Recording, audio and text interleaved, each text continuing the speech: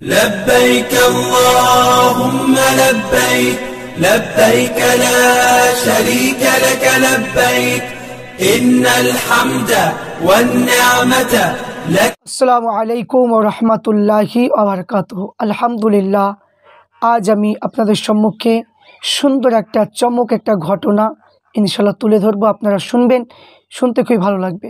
যারা রমজান মাসে রোজা আসলে বিভিন্ন রকমের বাহানা দেয়, রোজা রাখতে চায় না, অসুখ বিসুখের একটা বাহানা দেয়, তো এই সমস্ত মানুষগুলো যারা বাহানা দিচ্ছে কেউ রেহাই পাবে না। ফরজ রোজা রাখতেই হবে। রোজা নিয়ে কোনো আপনার কি চালাকি করা একদমই যাবে না। অনেকে বাহানা করি, তো আমাদের এত আমরা সুখে আছি, 3 বেলা খেতে পাই, তবুও একটা মাস আমরা রোজা রাখতে চাই না। কি হতভাগা আমরা, একটা মাস আমরা রোজা রাখতে একদমই চাই না। তো আসুন, আজ আমি আপনাদের কাছে চমৎকার একটা ঘটনা আমি আপনাদের কাছে তুলে ধরব। যে অনেকে মান্যতে রোজা করতে চান, এবং যদি কোনো ব্যক্তি অসুখ হয়, এই অসুখ হলে হয়তো যে আল্লাহ আমার কি অমুক ব্যক্তি অসুখ হয়েছে, যদি এই অসুখটা ভালো হয় আমি একটা রোজা রাখবো, এইরকম করে নিয়াত করে। তো এই সম্পর্কে একটা সুন্দর একটা ঘটনা আমি আপনাদের কাছে তুলে ধরবো। আশা করছি প্রত্যেকে ভালো লাগবে। আমার চ্যানেলটা শেয়ার করুন এবং সাবস্ক্রাইব করুন, একটা করে লাইক করবেন। অবশ্যই আপনারা সুন্দর ঘটনাটা শুনতে থাকুন। তো এখানে বর্ণনা করা হয়েছে হযরতে ফাতিমাতুজ জোহরা রাদিয়াল্লাহু তাআলা আনহা কলিজার টুকরা বাল্যকালে ইমাম হুসাইন রাদিয়াল্লাহু তাআলা আনহু একবার তিনি অসুস্থ হয়ে গেলেন। ইমাম হুসাইন রাদিয়াল্লাহু তাআলা আনহু তিনি অসুস্থ হয়ে গেলেন, কমজোরি হয়ে গেলেন, দুর্বল হয়ে গেলেন। অনেক দিন অতিবাহিত হওয়ার পরে সুস্থ হতে পারলেন না। ইমাম হুসাইন রাদিয়াল্লাহু তাআলা আনহু তিনি এত অসুস্থ হলেন, তিনি দীর্ঘদিন হয়ে গেল কিন্তু সুস্থ হলেন না, অসুখ ভালো হচ্ছে না, এমন পরিস্থিতি হয়ে গেল। তো বহু চিকিৎসা করা হলো, কিন্তু কিছুতে অসুস্থ, কিন্তু রোগটা কমছে না। এত চিকিৎসা করা হচ্ছে কিন্তু অসুস্থ ভালো হচ্ছে না, তিনার রোগ ভালো হচ্ছে না, ইমাম হুসাইন সুস্থ হচ্ছে না, কিছুতেই সুস্থ হচ্ছে না।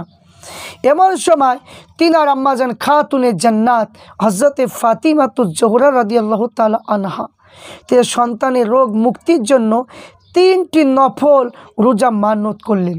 3টি নফল রোজার মান্যত করলেন। মান্যতের রোজা যাকে বলা হয়।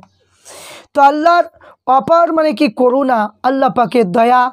এমন সময় হযরত ইমাম হুসাইন সুস্থ হয়ে উঠলেন। যখনই আম্মাজান ফাতিমাতুজ জোহরা রাদিয়াল্লাহু তাআলা আনহা তিনি রোজা রাখলেন, রোজা রাখার সঙ্গে সঙ্গে 3টি মান্যতের রোজা রাখলেন, সঙ্গে সঙ্গে হযরতে ফাতিমাতুজ জোহরা রাদিয়াল্লাহু তাআলা আনহা তিনি কি করলেন, রোজা যখন মান্যত করলেন সঙ্গে সঙ্গে তিনা কি হলো, তিনার ইমাম হুসাইন সুস্থ হয়ে গেলেন, রোগ ভালো হয়ে গেল। তো আল্লাহর করুণা, ইমাম হুসাইন কি সুস্থ হয়ে গেলেন। তো হযরতে ফাতিমাতুজ জোহরা রাদিয়াল্লাহু তাআলা আনহা তিনি মান্যতে রোজা রাখতে শুরু করলেন। মান্যতে রোজা রাখবে তিনি এবার শুরু করলেন। তো প্রথম দিন রোজা রেখে সন্ধ্যাবেলায় তিনি ইফতার করতে বসলেন। ইফতার সামগ্রিক হিসেবে তখন তা ঘরে সামান্য রুটি ছাড়া আর কিছু ছিল না, সামান্য রুটি ছাড়া কিছু ছিল না। তো এই অবস্থায় ইফতার কি করবেন, ইফতারের সময় তিনি কি করলেন, এমন সময় একদিন ভিক্ষুক এসে আওয়াজ করলো, মা সারাদিন ধরে খাওয়া নেই। একজন ভিক্ষুক আসে বলল, আম্মাজান ফাতিমাকে বলছে, মা সারাদিন ধরে আমি কিছু খেতে পাই না, আমাকে কিছু খেতে দেন, কিছু খেতে দেন। তেমন যে ক্ষুধা যন্ত্রণা সহ্য হচ্ছে না, দয়া করে কিছু খাবার দিন। কি করবেন, হযরত ফাতিমাতুজ জোহরা কি দেবেন, তো ভিক্ষুককে দেওয়ার মতো তো ঘরে কিছু নেই, তাই তিনি খালি হাতে ফিরিয়ে দেবেন না, তা হতে পারে না। তো অন্যদের জন্য তা সম্ভব হলে হযরত ফাতিমাতুজ জোহরা রাদিয়াল্লাহু তাআলা আনহার কখনো সম্ভব নয়। তাই তিনি নিজে ইফতারের জন্য সামান্য রুটির টুকরা ছিল তা দিয়ে দিল। ভিক্ষুককে ইফতার করলেন, 1 গ্লাস পানি পান করলেন, শুধু পানি দিয়ে ইফতার করলেন, শুধু পানি দিয়ে ইফতার করে 1 গ্লাস পানি খেয়ে ইফতারটা করলেন। পরের দিন রোজা রাখলে আবার সেই পানি পান করে তিনি পরের দিনও এখানে তিনি কি করলেন, পরের দিনও পানি পান করলেন। দ্বিতীয় দিন রোজা মানে কি যে এখানে সারাদিন রোজা রেখে সন্ধ্যাবেলায় বসলে ইফতার করতে, ইফতারের জন্য সামগ্রিক প্রস্তুত হয়েছে অতি সামান্য, কিন্তু ইফতার শুরু করবেন এই মুহূর্তে দুয়ারে এক ভিক্ষুক এসে বলল, মা আজ দুদিন ধরে আমার খাওয়া দাওয়া নেই, ক্ষুধার যন্ত্রণা আমি আর সহ্য করতে পারছি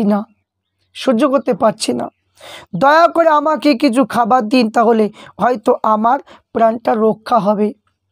তো করুণা কণ্ঠে এই আওয়াজ ভেসে এলো হজরতে ফাতিমাতুজ জোহরা রাদিয়াল্লাহু তাআলা আনহার কাছে, এসে বললেন, অত্যন্ত মানে কি ভরে উঠল, তার নিজের কথা চিন্তা না করে ইফতারের জন্য সামান্য খাদ্যটুকু তিনি দিয়ে দিলেন ভিক্ষুককে।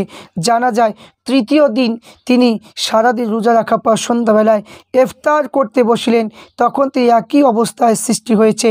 তিনি তার ইফতারের জন্য প্রস্তুতকৃত খাদ্যটুকু ভিক্ষুককে দিয়ে সামান্য পানির দ্বারায় ইফতার করলেন। ইফতার মানে কি করলেন, সুবহানাল্লাহ, ইফতার করলেন। প্রিয় পাঠক, তাই এখানে এই ঘটনা মানে কি পরে মানে কি বললেন যে এখানে ঘটনা বর্ণনা করা হলো যে আপনি এই ধরনের কথা বলতে মানে কি পারেন, যে এখানে আপনাকে বাধা দেওয়া যাবে না।